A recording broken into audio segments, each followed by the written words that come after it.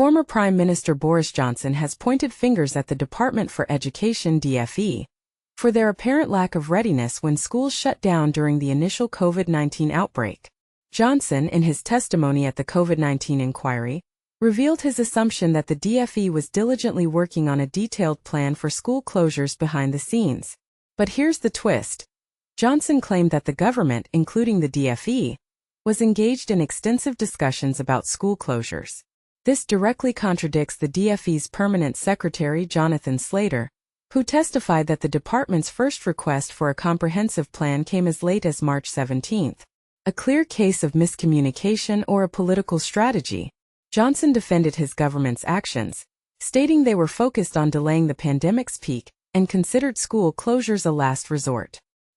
He believed the DfE was handling the situation, only to find out later that the planning was less than satisfactory.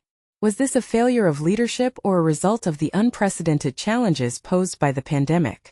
The former PM also expressed his initial belief that school closures were only necessary at the pandemic's peak, until scientific advice suggested otherwise. He empathized with children, saying, "It felt as though children, who are not vulnerable to COVID, were bearing a heavy burden to safeguard society." A sentiment that many parents and educators might strongly agree with. Interestingly, Johnson admitted that the government's response, including the intricate rules and lockdowns, might have been excessive.